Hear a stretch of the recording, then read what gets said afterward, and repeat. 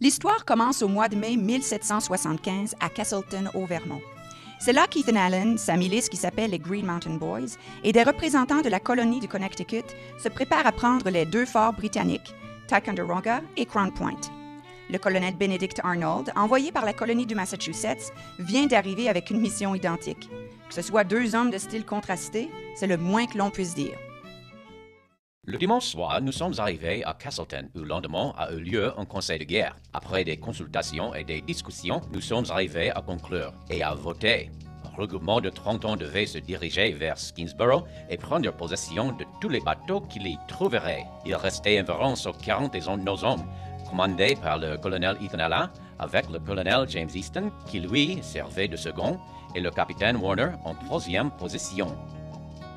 Le colonel Arnaud est venu de votre part avec les ordres qu'il avait reçus. Mais nous en restions ébahis lorsque le colonel Arnaud a eu l'audace de briguer le commandement de ces troupes que nous avions fournies. Mais M. Arnaud s'est vigoureusement appliqué à argumenter, insistant qu'il avait le droit de les commander, ou ainsi que les officiers. Ceci a fait naître un esprit de révolte parmi les soldats, ce qui a failli compromettre la totalité de nos projets. Nos hommes étaient d'avis de renoncer et de rentrer à la maison, mais le colonel Allen et le colonel Easton les ont empêchés. Nos hommes refusaient d'être sous les ordres d'autres que ceux avec lesquels ils étaient engagés. La nuit du 9 mai, 270 hommes se sont rassemblés au bord du lac, dans la petite baie de Hans Cove à Shoreham, en face de Ticonderoga. Il n'y avait pas suffisamment de bateaux pour transporter tous les hommes, alors messieurs Allen, Easton, Arnold et 80 des autres sont partis, tandis que Warner avait le commandement de ceux qu'on laissait dans la baie. Nous nous sommes rendus à pied à quelques kilomètres de Ticonderoga, et ce matin, à l'aube, nous avons pris possession du dit fort.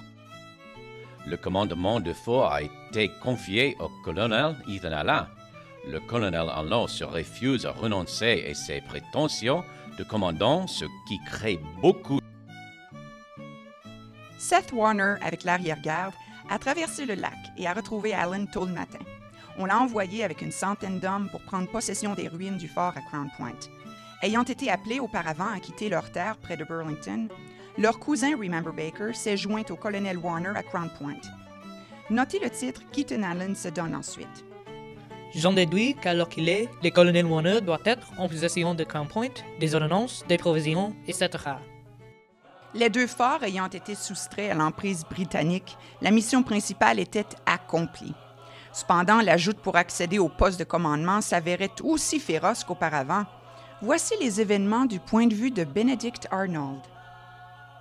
Le colonel Allen, voyant qu'il avait de l'ascendant sur ces gens, maintenant absolument que je ne devais recevoir aucune charge. Actuellement, je suis sans pouvoir et on ne me consulte pas. Je n'ai pas le droit de donner mon avis non plus. Parmi les troupes, c'est les désordres qui règnent, le caprice et la fantaisie décident de tout. Le colonel Allen est celui qu'il faut pour mener ses propres gens russes, mais il ne connaît pas de toutes les habitudes de service militaire.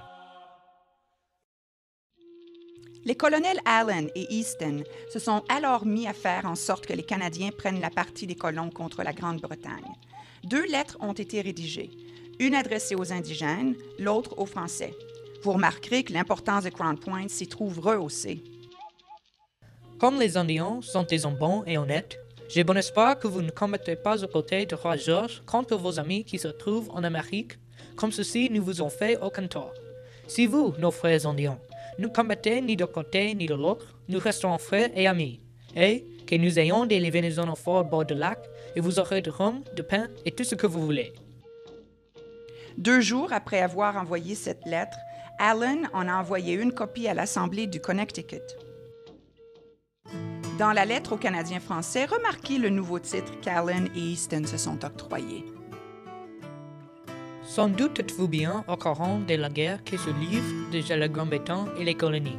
Mais, nous vous en prions, est-il nécessaire que les gens de nos 2 pays se gorgent mutuellement, que Dieu nous en protège? Fuyez, laissez la vie Angleterre et les colonies se battent, et que les Canadiens s'abstiennent. De nouveau, c'est 5 jours plus tard qu'ils ont mis le Congrès provincial au courant de ce qu'ils avaient fait. Avant le mois de juillet, le comité préposé au Congrès continental avait reconnu l'importance des forteresses du lac Champlain et ont envoyé leur colonel Benjamin Hidman accompagné de 1000 hommes pour les soutenir. Les commandants Easton et Allen en ont été très contents. Benedict Arnold, de nouveau des styles contrastés. En conséquence, à Crown Point, nous avons fait savoir au colonel Arnaud qu'il s'entendait à ce qu'il remette le commandement de la garnison au colonel Hidman et lui sert de sous-officier, mais il a refusé de la faire en déclarant qu'il ne se mettrait en deuxième position par rapport à personne. Il a congédié ses troupes et donné sa démission. L'hiver venu, le général Henry Knox est arrivé au fort Ticonderoga pour transporter les 29 canons de Crown Point et les 30 canons pris à Ticonderoga.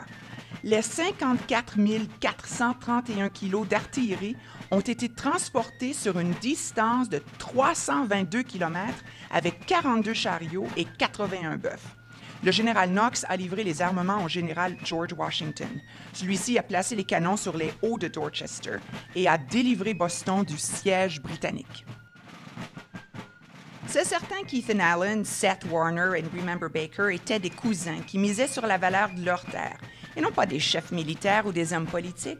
Mais ces Green Mountain Boys ont réussi à prendre la tête d'une bande bigarrée de fermiers, de chasseurs et de trappeurs et à faire subir aux Britanniques leur première défaite de la Révolution américaine. Utilisez les cartes Google pour faire le tour du site historique de Crown Point, où vous découvrirez l'importance historique et stratégique de ce site au bord du lac Champlain. Puis faites le tour de l'Ethan Allen Homestead et Museum, là où Ethan Allen a passé les dernières années de sa vie. Apprenez ainsi davantage sur cet homme et sur la vie au Vermont au 18e siècle.